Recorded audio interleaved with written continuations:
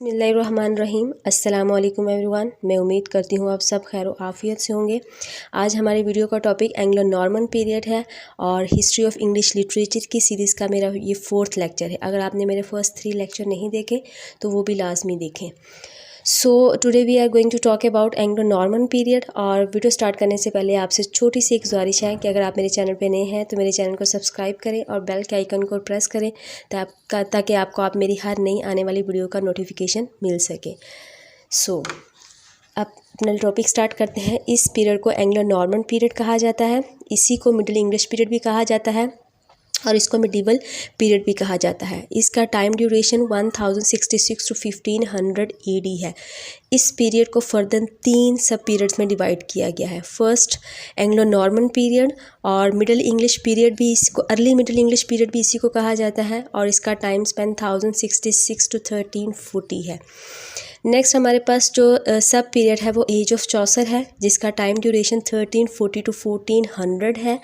और as of चौसर की birth से स्टार्ट हुआ और चौसर की डेथ पे ही ये जो है एज ख़त्म हो गई। ठीक है, तो ये आपने याद रखना है। 1340 चौसर की बर्थ डेट है और 1400 चौसर की डेथ डेट है। नेक्स्ट हमारे पास एज ऑफ रिवाइवल है। एज ऑफ रिवाइवल 1 सेंचुरी का ये पीरियड था। ठीक है, 1400 टू 1500। और इसको एज ऑफ रिवाइवल क्यों कहा जाता है? क्योंकि इस एज में आपको ज़्यादा क्रिएटिविटी नहीं मिलेगी, ज़्यादा न्यू लिटरेचर आपको नहीं मिलेगा। ठीक है, लेकिन ये है कि जितना भी रेनेसां में आपको डेवलपमेंट मिलती है वो चाहे लैंग्वेज में हो चाहे लिटरेचर में हो, उसकी बेस जो है वो इसी सेंचुरी में रखी गई थी। ठीक है, इसी सेंचुरी में वो बेस बनी थी, इस वजह से इसको एज ऑफ रिवाइवल कहा जाता है। अब इसको एज ऑफ बैरन पीरियड भी कहा जाता है। ठीक है, अब इसको बैरन पीरियड क्यों कहा जाता है? क्योंकि जैसा कि मैंने आपको बताया है कि इसमें कोई ख़ास लिटरेचर नहीं लिखा गया था। चौसर की डेथ के बाद जितने भी चौसर के सक्सेसर्स आए, ठीक है, चौसर के जो फॉलोअर्स भी कह सकते हैं, उन्होंने सिर्फ चौसर के वर्क को इमिटेट किया है। ठीक है, उसको नकल किया है और फर्दर कोई भी नई चीज़ लिटरेचर में उन्होंने लिखने की कोशिश नहीं की। इस वजह से इसको बैरन पीरियड कहा जाता है। और चौसर के सक्सेसर को चौसेरियन भी कहा जाता है, ये आपने याद रखना है। नेक्स्ट हमारे पास अब जितने भी इम्पॉर्टेंट पॉइंट्स हैं जो हम एंग्लो नॉर्मन पीरियड के हवाले से डिस्कस करेंगे, वो सबसे पहला पॉइंट है नॉर्मन कंक्वेस्ट 1066। नेक्स्ट हमारे पास है history of Normans and the Kings during middle English period. Languages middle English period में कितनी थी और इंग्लिश का रोल क्या था उनमें, मिडिल इंग्लिश लिटरेचर, और उसके बाद हम इम्पॉर्टेंट राइटर को उनके वर्क्स के साथ डिस्कस करेंगे। नॉर्मन कंक्वेस्ट 1066 इसकी बहुत ज़्यादा अहमियत है इंग्लिश लिटरेचर में। जब हम बात करते हैं एंग्लो सैक्सन पीरियड का एंड हुआ तो उसके पीछे नॉर्मन कंक्वेस्ट थी, नॉर्मन्स की वो जीत थी, वो उनका बैटल ऑफ हेस्टिंग में जीत जाना था। ठीक है, तो अब क्या हुआ, 14 अक्टूबर 1066 में क्या हुआ कि नॉर्मन्स ने एंग्लो सैक्सन्स को शिकस्त दी और यहाँ पे आके उन्होंने रहना शुरू कर दिया और यहाँ पे अपनी लैंग्वेज को इंट्रोड्यूस करवाया, अपने लिटरेचर को यहाँ पे इंट्रोड्यूस करवाया और यहाँ पे बहुत सी चीज़ों को इंग्लैंड में उन्होंने चेंज किया।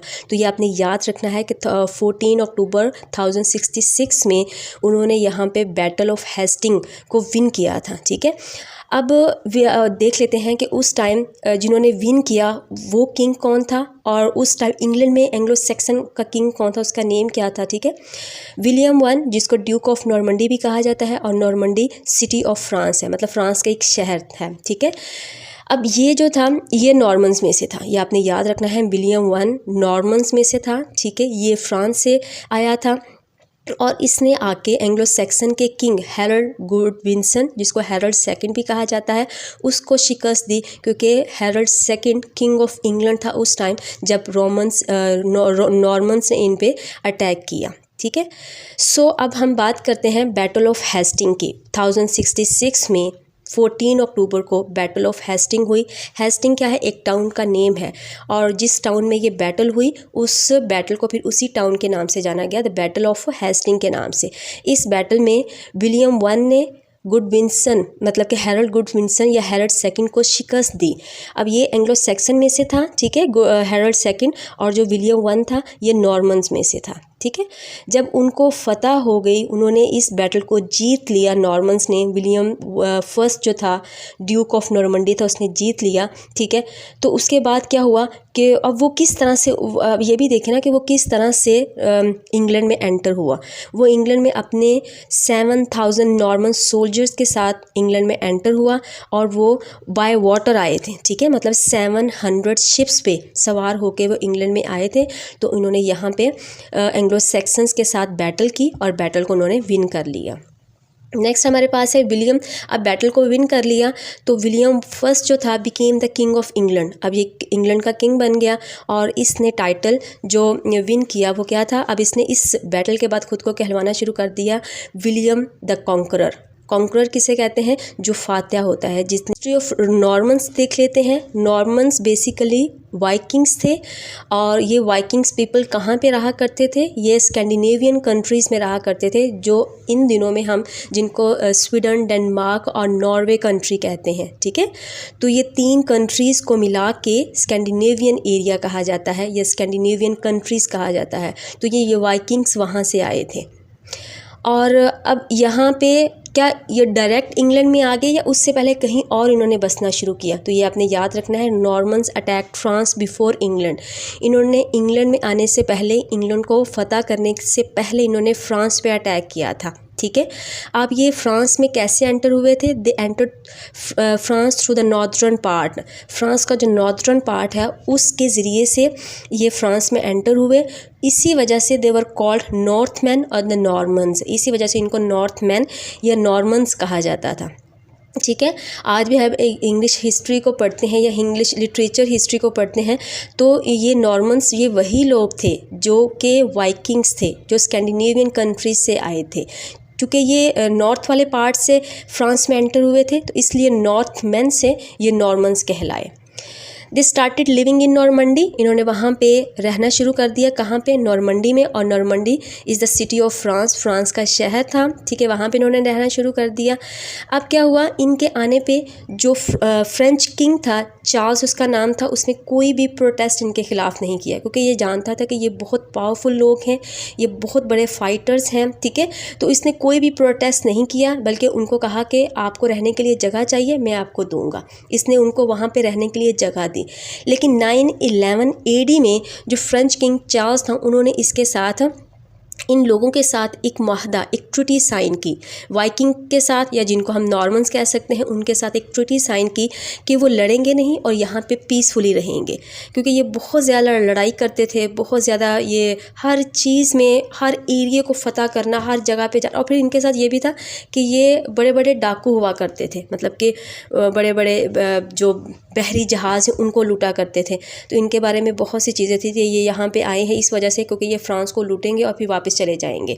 तो इसलिए इस किंग ने इनके साथ एक ट्रीटी साइन की, ठीक है। नॉर्मन्स के साथ वो फाइट नहीं करेंगे और यहाँ पे पीसफुली रहेंगे। अब देखते हैं कि इन नॉर्मन्स ने फ्रेंच किंग चार्ल्स के साथ जो इनकी ट्रीटी हुई उसको उसने इन लोगों ने किस हद तक निभाया या पूरा किया। ये आपको बता दूं कि इन्होंने बाकी यहाँ पे रहना शुरू कर दिया, पीसफुली रहना शुरू कर दिया, यहाँ के कल्चर को अडॉप्ट करना शुरू कर दिया, फ्रेंच लैंग्वेज को अडॉप्ट कर लिया और मैरिजेस हुई फ्रेंच लोगों के दरमियान और रोमन्स के दरमियान में, ठीक है। तो इन्होंने यहाँ पे बहुत कुछ सीखा और बहुत अच्छे तरीके से यहाँ पे उन्होंने रहा, यहाँ के लोगों को एक्सेप्ट किया, यहाँ की लैंग्वेज को, कल्चर को बहुत ज़्यादा इन्होंने एक्सेप्ट किया, ठीक है। अब जो एक चीज़ इनके नेचर में थी कि इन्होंने बड़े बड़े जो एरियाज़ थे, आसपास के एरियाज़, उनको फ़तह करने का जुनून अभी भी इनके सर पे था, ठीक है। तो ये आपने याद रखना है, इनकी एक करैक्टरिस्टिक्स है कि ये वो बहुत पावरफुल थे लोग और ये बहुत एक्स्ट्राऑर्डिनरी पीपल थे, वाइज पीपल थे। और आहिस्ता आहिस्ता जो इनमें एक चीज़ थी कि ये बहुत ज़्यादा मतलब जिसे कहते हैं ना कि लड़ाइयाँ करने वाले और डाकू टाइप थे, लूटा करते थे, लोगों के माल को लूटा करते थे।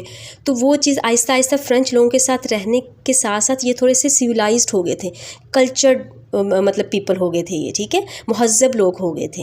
तो ये आपने याद रखना है।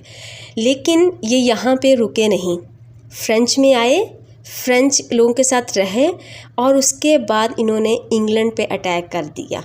मतलब कि इन्होंने वो जो इनके अंदर एक चीज़ थी कि ये नए नए इलाके को फ़तह करना चाहते हैं, उस चीज़ को उन्होंने कंटिन्यू रखा। तो उन्होंने फ्रेंच के बाद फ्रांस को वहाँ पे अटैक किया और वहाँ पे उन्होंने रहने को जगह भी दे दी। उसके बाद इन्होंने नेक्स्ट जो अपना देख लिया कि वो हम इंग्लैंड को अब अटैक करेंगे और इंग्लैंड पे हम रूल करेंगे, ठीक है। इस वजह से फिर ये इंग्लैंड में आ गए। तो इंग्लैंड के इन्होंने जो एंग्लो सैक्सन उस टाइम का किंग था उसको उसने शिकस्त दे दी विलियम वन ने, और फिर यहाँ पे रहना शुरू कर दिया। तो ये आपने याद रखना है कि नॉर्मन्स की हिस्ट्री बेसिकली ये कहाँ से थे, नॉर्मन्स क्यों कहलाए, और ये बेसिकली वाइकिंग्स थे। वाइकिंग किन एरियाज़ में रहने वाले लोगों को कहा जाता है, और इस तरह से फ्रेंच में आके इन्होंने फ्रांस में आके इन्होंने किस तरह से फ्रेंच को कल्चर को अडॉप्ट किया। उसके बाद फिर ये आहिस्ता आहिस्ता आहिस्ता आहिस्ता इन्होंने रास्ते बनाने शुरू कर दिए इंग्लैंड में, और फिर इंग्लैंड में अटैक किया और फिर वहाँ पर रहना शुरू कर दिया। तो ये नेक्स्ट हमारे पास है मिडल इंग्लिश पीरियड के दौरान जितने भी किंग्स आए उनके नेम्स और उनके टाइम स्पैन को हम डिस्कस करेंगे। तो फर्स्ट आपको पता है विलियम द कॉन्करर, ये पहला नॉर्मन किंग था, ठीक है, और इसका ड्यूरेशन 1066 टू 1087 था। सेकंड हमारे पास विलियम सेकंड, ये इसी का बेटा था, 1087 टू 1100 इसका ड्यूरेशन है। नेक्स्ट हमारे पास किंग हेनरी वन है, ये हेनरी फर्स्ट भी इसको कह सकते हैं, 1100 टू 1135। नेक्स्ट है Stephen 1135 to 1154, Henry second 1154 to 1189, Richard first 1189 to 1199 and John the Lackland, ये 7th किंग था, 1199 टू 1216 इसका ड्यूरेशन है। नेक्स्ट हमारे पास 8 नंबर पे हेनरी थर्ड है, 1216 टू 1272 इसका ड्यूरेशन है। और 9th नंबर पे हमारे पास एडवर्ड फर्स्ट है, 1272 टू 1307 इसका ड्यूरेशन है। नेक्स्ट हमारे पास 10th नंबर पे एडवर्ड सेकंड है, और एडवर्ड सेकंड का ड्यूरेशन 1307 टू 1327 है। और उसके बाद 11th नंबर पे एडवर्ड थर्ड हमारे पास है, 1327 टू 1377 इसका ड्यूरेशन है। Richard second 1377 to 1399, Henry fourth 1399 to 1413 and Henry fifth 1413 to 1422। 15 number पे हमारे पास हेनरी सिक्स्थ है, 1422 टू 1461 इसका ड्यूरेशन है। और 16 नंबर पे हमारे पास जो किंग है मिडिल इंग्लिश पीरियड का वो है एडवर्ड हमारे पास फोर्थ है, 1461 टू 1483। और 17th नंबर पर हमारे पास 2 किंग हैं, एडवर्ड फिफ्थ और रिचर्ड सेकंड, इनका ड्यूरेशन है 1483 टू 1485। अब आप ये सोच रहे होंगे कि एक ही पीरियड में 2 किंग्स कैसे हो सकते हैं। तो आपको बता दूं कि जो एडवर्ड फिफ्थ था ये सिर्फ 3 मंथ्स तक किंग रहा, उसके बाद इसको डिस्पोज किसने कर लिया, रिचर्ड सेकंड ने। तो रिचर्ड सेकंड फिर किंग रहा, और ज़्यादा ड्यूरेशन थर्ड ने ही इस ड्यूरेशन में वो किंग रहा, 1483 टू 1485। इसलिए दोनों के एक साथ मेंशन किया हुआ है क्योंकि एडवर्ड फिफ्थ का जो ड्यूरेशन है वो बहुत कम है, जस्ट 3 मंथ्स। नेक्स्ट हमारे पास 18th जो किंग है वो ट्यूडर किंग है, जिसका नेम है हेनरी सेवन्थ, और इसका ड्यूरेशन है 1485 टू 1509। ये हमारे मिडिल इंग्लिश लिटरेचर के 18 किंग्स हैं, और जो लास्ट पे है ट्यूडर किंग है उसका हेनरी सेवन्थ है, ये आपने याद रखना है। और 1500 के बाद आपको पता है कि द रेनेसां पीरियड स्टार्ट हो जाता है, इसलिए ये हमारा इसका जो ड्यूरेशन 1509 है, यहीं पे हमारे मिडिल इंग्लिश पीरियड के किंग्स जो है वो उनका एंड हो जाता है। नेक्स्ट हमारे पास है languages in middle English period. French language को ऑफिशियल लैंग्वेज बना दिया गया था। नॉर्मन्स की लैंग्वेज फ्रेंच थी। जब नॉर्मन्स यहाँ पे आए उन्होंने बैटल को विन किया, और यहाँ का नॉर्मन किंग विलियम फर्स्ट यहाँ का नॉर्मन किंग बन गया। तो फ्रेंच लैंग्वेज को उसने और फ्रेंच लिटरेचर को उसने यहाँ पे प्रिवेल करना शुरू कर दिया, और अपने लिहाज से चीज़ों को बदलना शुरू कर दिया। फ्रेंच लैंग्वेज ऑफिशियल लैंग्वेज बन गई। पार्लियामेंट की, गवर्नमेंट के जितने भी अफेयर्स थे, गवर्नमेंट के जितने भी इंस्टीट्यूशंस थे, वहाँ पे फ्रेंच लैंग्वेज को नाफिज कर दिया गया। अब ओल्ड इंग्लिश को बिल्कुल बैन कर दिया गया ड्यूरिंग 1006 टू 1200 AD तक। फ्रेंच लैंग्वेज को कौन से लोग बोलते थे, एक तो अदारों में ये थी ठीक है, बड़े बड़े इंस्टीट्यूशंस में ये थी। और दूसरा अरिस्टोक्रेटिक जो क्लास है जिसको इलीट या अपर क्लास कहते हैं वो भी फ्रेंच लैंग्वेज को बोला करते थे। लोअर क्लास जस्ट थी एक क्लास जो ओल्ड इंग्लिश लैंग्वेज को बोला करती थी। अब एक ही मुल्क में दो लैंग्वेजेस बोली जा रही हैं, कुछ लोग ओल्ड इंग्लिश को बोल रहे हैं और कुछ लोग फ्रेंच को बोल रहे हैं, तो उसका नतीजा एक तीसरी लैंग्वेज की सूरत में निकला। क्या हुआ कि फ्रेंच लैंग्वेज का ओल्ड इंग्लिश पे इन्फ्लुएंस हुआ और बहुत ज़्यादा इन्फ्लुएंस हुआ, जिसकी वजह से ओल्ड इंग्लिश नहीं रही बल्कि उसमें चेंजेस काफ़ी ज़्यादा आ गए, जिसकी वजह से उसको जो नई तीसरी लैंग्वेज बनी उसको फिर मिडल इंग्लिश लैंग्वेज का नाम दे दिया गया। अब इसके अलावा देखें तो इंग्लिश लैंग्वेज पे जर्मनिक का, लैटिन का और फ्रेंच का इन्फ्लुएंस आपको मिलता है। अब जर्मनिक लैंग्वेज का इन्फ्लुएंस कब इंग्लिश पे हुआ? जब जर्मनिक ट्राइब्स एंगल सैक्सन और ज्यूट्स यहाँ पे आए इंग्लैंड में, तो वो जर्मनिक लैंग्वेज बोला करते थे, तो इसलिए जर्मनिक लैंग्वेज का इंग्लिश पे इन्फ्लुएंस आया। उसके बाद उससे पहले रोमन्स यहाँ पे थे, तो रोमन्स लैटिन बोला करते थे, तो लैटिन ज़बान का भी इंग्लिश पे इन्फ्लुएंस आया। फिर फ्रेंच लैंग्वेज नॉर्मन्स के साथ आई, ठीक है, नॉर्मन्स आए तो वो फ्रेंच लैंग्वेज बोलते थे, तो वो इसलिए फिर फ्रेंच का भी इंग्लिश पे बहुत ज़्यादा इन्फ्लुएंस रहा। और इन तीनों लैंग्वेजेस में जिसका सबसे ज़्यादा इन्फ्लुएंस रहा वो फ्रेंच लैंग्वेज है। बहुत से फ्रेंच वर्ड आपको इंग्लिश लैंग्वेज में मिलते हैं। अब इसमें और भी बहुत सी इस नॉर्मन पीरियड में जो डेवलपमेंट हुई उसमें स्कूल और कॉलेजेस ओपन किए गए। University of Cambridge and university of Oxford यहाँ पे ओपन की गई इंग्लैंड में। इसके बाद क्या हुआ कि 1200 के बाद ग्रीक और लैटिन वर्क्स को मिडल इंग्लिश में ट्रांसलेट करना शुरू कर दिया गया, ठीक है, जिसकी वजह से आगे रेनेसां में आपको एक रिवाइवल नज़र आता है, या फिर रेनेसां में आपको हर चीज़ का रिवाइवल, आर्ट्स की जितनी भी ब्रांचेस हैं उनमें आपको रिवाइवल नज़र आता है। तो उसका जो क्रेडिट है वो कहीं ना कहीं 14 to 15 सेंचुरी में होने वाली लैटिन और ग्रीक वर्क्स की ट्रांसलेशन है, ठीक है। नेक्स्ट हमारे पास है लास्ट वन पॉइंट कि ड्यूरिंग नॉर्मन पीरियड में, जैसे कि मैंने आपको पहले बता दिया है कि ओल्ड इंग्लिश लैंग्वेज को और लिटरेचर को पूरी तरह से बैन कर दिया गया था। हमारे पास लिटरेचर है मिडिल इंग्लिश पीरियड का, और मिडिल इंग्लिश पीरियड के लिटरेचर पे इन्फ्लुएंस किसका रहा है? इटालियन लिटरेचर का, फ्रेंच का, ग्रीक का और लैटिन लिटरेचर का मिडिल इंग्लिश लिटरेचर पे बहुत ज़्यादा इन्फ्लुएंस रहा है। शुरू में क्या हुआ करता था कि 1066 टू 1200 तक अगर हम देखें तो उसमें लोग इटालियन और फ्रेंच लिटरेचर को पढ़ा करते थे और उसको जो है वो ट्रांसलेशन उसकी किया करते थे मिडिल इंग्लिश पीरियड में। फिर आहिस्ता आहिस्ता क्या हुआ कि ग्रीक और लैटिन लिटरेचर को पढ़ना शुरू कर दिया गया और इसकी ट्रांसलेशन मिडिल इंग्लिश पीरियड में कर दी गई, ठीक है। तो इंग्लिश जो मिडिल इंग्लिश लिटरेचर आपको मिलता है उसमें इंस्पिरेशन जो लोग लिया करते थे वो फ्रेंच और इटालियन सोर्सेज से लिया करते थे। शुरू वाले जो 2 सेंचुरीज़ थी, मतलब 1.5 सेंचुरीज़ की बात करें 1066 टू 1200, उसमें ये इन दो लैंग्वेजेस का बहुत ज़्यादा, इन दो लिटरेचर का बहुत ज़्यादा इन्फ्लुएंस रहा है, ठीक है। उसके बाद क्या हुआ कि ग्रीक और जो लैटिन लिटरेचर है उसको लोगों ने ट्रांसलेट करना शुरू कर दिया, उससे इंस्पिरेशन लेनी शुरू कर दी और मिडिल इंग्लिश में लिखना शुरू कर दिया। इस तरह से आहिस्ता आहिस्ता फिर आपको मिडिल इंग्लिश लिटरेचर जो है वो नज़र आता है। So during 1066 to 1200 French language and literature were common in England। ये ड्यूरेशन मैंने आपको पहले भी बताया है कि इस ड्यूरेशन में फ्रेंच लैंग्वेज और लिटरेचर इंग्लैंड में बहुत ज़्यादा कॉमन हो गया था और इसी ड्यूरेशन में इंग्लिश लिटरेचर और इंग्लिश लैंग्वेज को बिल्कुल दबा दिया गया था। ये बैनिश करने की कोशिश पूरी की गई थी, ठीक है। फ्रेंच किंग ने सब कुछ किया था, जो जिसका नेम आप जो है वो नॉर्मन किंग भी जिसको हम कहेंगे, उसका नेम क्या था? William the first the conqueror, ठीक है। सो अब यहाँ पे फ्रेंच लिटरेचर की वजह से यहाँ पे हमारे लिटरेचर में क्या चीज़ आई थी, या इंग्लैंड में किस किस्म का लिटरेचर आया था? फ्रेंच की वजह से, या जो फ्रेंच लिटरेचर उसकी वजह से romance type of literature start हो गया था इंग्लैंड में, ठीक है। अब ये कहाँ से आया था? फ्रेंच सोर्सेज से आया था। फ्रेंच के वर्क्स यहाँ पे लोग पढ़ा करते थे, उसको ट्रांसलेट किया करते थे, तो वहाँ से ये फ्रेंच टाइप ऑफ लिटरेचर, या जिसको हम लिटरेरी फॉर्म भी कहेंगे कि लिटरेचर की, वो यहाँ पे आई। अब ये basically it is based on patriotism पे बेस करता था ये लिटरेचर, वतन से मोहब्बत पे ये बेस करता, ये लिटरेचर करता था। और इसमें थोड़ा सा रोमांटिकली हीरोज़ और हीरोइंस को लिया जाता था और इसकी जो स्टोरी होती थी वो ज़्यादा इफेक्टिव होती थी देन द पोइट्री, पोइट्री की जो वर्स थी उससे ज़्यादा इसकी स्टोरी ज़्यादा मज़े की होती थी, ठीक है। सो इसी पीरियड में start of miracle and morality place हुआ, मतलब कि मोरालिटी प्लेस लिखे गए, मिरेकल प्लेस लिखे गए।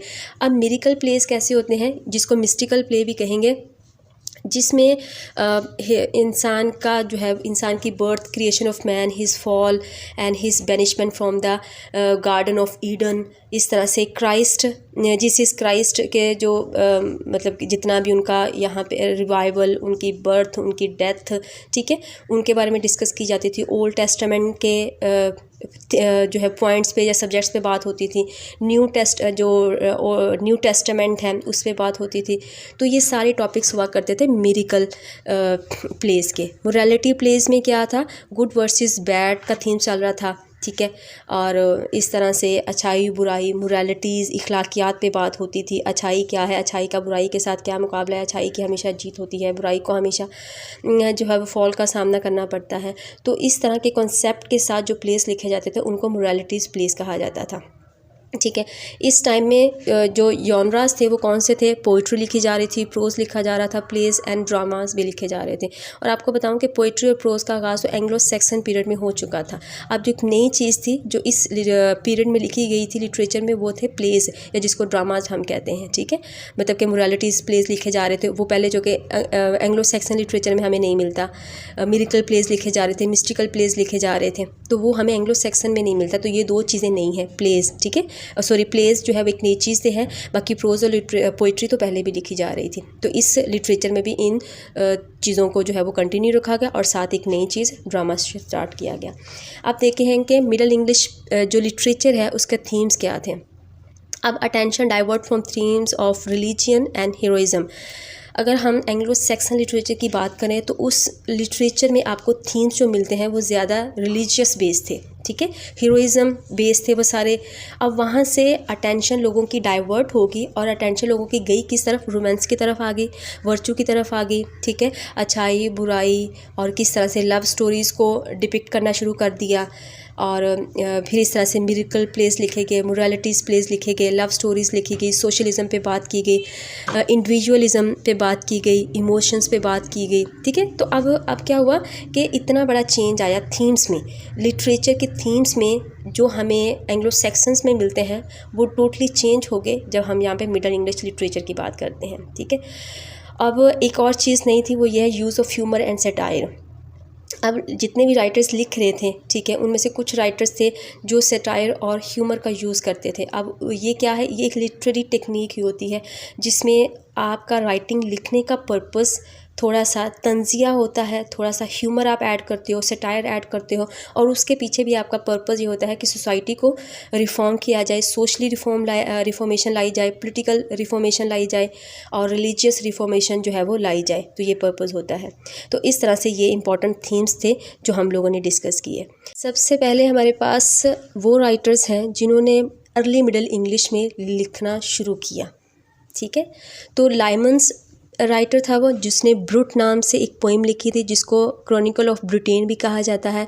और ये पोइम 1696 लाइंस पे बेस करती थी, अलिटरेटिव वर्ड्स में लिखी गई थी। और किस लैंग्वेज में लिखी गई थी, this is the most important question, कि ये अर्ली मिडल इंग्लिश में लिखी गई थी। अब इसमें किंग आर्थर और उसके नाइट्स की बात की जाती थी, ठीक है, ये आपने याद रखना है। नेक्स्ट हमारे पास है ऑर्म्स, और ऑर्म्स ने द ऑर्मुलम नाम की एक पोइम लिखी थी जिसकी 19,000 लाइंस थी। अब एक और पोइम हमें मिलती है द ओल एंड द नाइटिंगेल के नाम से, इसके राइटर का कंफर्म नहीं है। नेक्स्ट हमारे पास एक राइटर भी मिलता है जिसने इस अर्ली मिडिल इंग्लिश पीरियड में भी लिखा है, रिचर्ड रोले ऑफ हेम्पोले उसका नाम है, और कुछ रिलीजियस पोइम्स में हमें मिलती हैं। फर्स्ट नंबर पे हमारे पास कर्सर मुंडी है, क्लीननेस है, और पैशन, ये 3 रिलीजियस पोइम्स हमें मिलती हैं। अब हम इस एज के जो मोस्ट इम्पोर्टेंट पोइट्स हैं उनके बारे में बात। अब ये जो पोइट्स थे, ये वो पोइट्स हैं जिन्होंने इंग्लिश लैंग्वेज में जब लिखा तो इंग्लिश लैंग्वेज की शक्ल जो थी वो काफ़ी हद तक बेहतर हो चुकी थी, ठीक है। तो उन्होंने, जिसको हम मिडल इंग्लिश कहेंगे, अब इसको हम अर्ली मिडल इंग्लिश में नहीं कहेंगे, ठीक है, मिडल इंग्लिश में इन लोगों ने लिखा। विलियम लैंगलैंड है उसमें पहले नंबर पे, दूसरे नंबर पे जॉन गोवर है, और थर्ड नंबर पे हमारा जॉफ्री चौसर है। अब जो विलियम लैंगलैंड है ये ग्रेटेस्ट सैटिरिकल पोइट था, और इसका a vision of Piers the Plowman इसका मोस्ट इंपॉर्टेंट वर्क है। अब इस वर्क की इंग्लिश लिटरेचर में ख़ास जो है वो प्लेस है, ठीक है। अब ये पोइम क्या है, ये सटायर है। किस पे सटायर है? जो करप्ट रिलीजियस प्रैक्टिसेस उस टाइम पे चल रही थी, ये उन पे सटायर था। नेक्स्ट हमारे पास जॉन गोवर है। ये बहुत बड़ा स्टाइलिस्ट था, नैरेटिव पोइट था, और इसने अपनी राइटिंग के थ्रू से ये साबित किया था that English might compete with other languages, कि इंग्लिश में वो काबिलियत है कि वो दूसरी लैंग्वेजेस का मुकाबला कर सके। और हम उसके बाद हमारे पास इसका जो मोस्ट इंपॉर्टेंट वर्क है वो है कन्फेशन अमेंटस। उसके बाद हमारे पास जो थर्ड पोइट है वो है, तीसरे नंबर पे हमारे पास जॉफ्री चौसर है, और ये बहुत इंपॉर्टेंट लिटरेरी फिगर है, और बहुत से इंग्लिश लिटरेचर के टाइटल्स इस पे जो है वो इसको दिए गए थे। अब इसकी बर्थ 1340 टू 1400 में इसकी 1340 में इसकी बर्थ हुई थी, 1400 में इसकी डेथ हो गई। इसको founder of poetry, English poetry भी कहा जाता है, फादर ऑफ इंग्लिश पोइट्री भी इसको कहा जाता है, and even though he was called the father of English literature भी इसको कहा जाता है, ठीक है। अब ये कितनी लैंग्वेजेस को पढ़ना जानता था? ही कैन रीड फ्रेंच इसे आती थी, लैटिन इसे आती थी, इटालियन इसे आती थी, और इंग्लिश तो इसे आती ही थी क्योंकि वो तो उसकी अपनी नेटिव लैंग्वेज थी, ठीक है। तो ये 3 लैंग्वेजेस में ये बहुत अच्छी तरह इनको पढ़ सकता था ये। अब इसके वर्क्स को हम 3 पीरियड्स में डिवाइड करेंगे। फर्स्ट पीरियड में इसने जितने भी वर्क्स लिखे उनमें सबसे इम्पॉर्टेंट जो है वो ये है ले मंडिला रोज़, जिसको इसने रिमाउंट ऑफ द रोज़ के नाम से इंग्लिश में ट्रांसलेट किया था। अब ये ट्रांसलेट काम किया तो इस काम की इंस्पिरेशन या इन्फ्लुएंस उसने कहाँ से लिया था? तो वो फ्रेंच मॉडल से लिया था। जैसे मैंने आपको बताया कि ये फ्रेंच भी पढ़ना जानता था अच्छी तरह से, तो ये फ्रेंच मॉडल्स को, फ्रेंच वर्क्स को पढ़ा करता था। तो उन्हीं से इसने इंस्पिरेशन लेके ये पोइम इंग्लिश में जो है वो ट्रांसलेट की थी, और फिर उसको नाम भी चेंज किया रिमाउंट ऑफ द रोज़ के नाम से, ठीक है। तो यहाँ पे ली रोमन डिला रोज़ ये जो है वो फ्रेंच नेम है जिसको उसने ट्रांसलेट किया था इंग्लिश में और नाम दिया था रिमाउंट ऑफ द रोज़ का। नेक्स्ट हमारे पास है सेकंड पीरियड है। सेकंड पीरियड पे इस जो है पीरियड में इस पे इटालियन लिटरेचर का बहुत ज़्यादा इन्फ्लुएंस था। सो इस इन्फ्लुएंस में इसने पोइम लिखी थी the house of the fame, ठीक है। इसके अलावा और भी पोइम्स हैं जो सेकंड पीरियड में इसने इटालियन लिटरेचर से इंस्पिरेशन लेके लिखी थी, लेकिन जो मोस्ट इंपॉर्टेंट है वो एक ही हमने शामिल यहाँ पे की है। जब हम चौसर के पूरे एक टॉपिक को डिटेल से डिस्कस करेंगे तो फिर सारे पीरियड्स की सारी पोइम्स को डिस्कस करेंगे।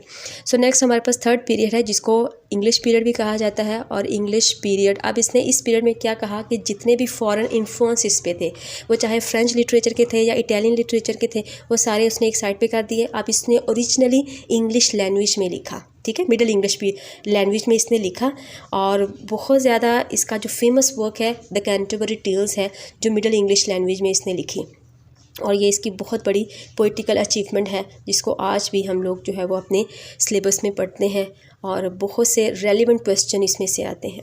तो ये आपने याद रखना है कि इस तरह चौसर हमारी मिडल इंग्लिश पीरियड का बहुत बड़ा एक पोइट है, और इसके वर्क्स और इसके जितने भी इससे जुड़े जितने भी टाइटल्स को दिए जाते हैं वो आपने याद रखने हैं।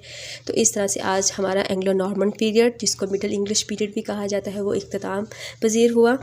तो इससे रेलेवेंट कोई भी क्वेश्चन आपके माइंड में है तो आप पूछ सकते हैं कमेंट बॉक्स में, और एक छोटी सी रिक्वेस्ट है कि मेरे चैनल को सब्सक्राइब करें और बेल के आइकन को प्रेस करें ताकि आपको हर मेरी नई आने वाली वीडियो का नोटिफिकेशन मिल सके। इस तरह अगर आप और भी वीडियोस देखना चाहते हैं जो इंग्लिश लिटरेचर, लैंग्वेज या इंग्लिश ग्रामर से बेस करती हूँ तो मेरे चैनल को लाजमी देखते रहें। Thank you so much.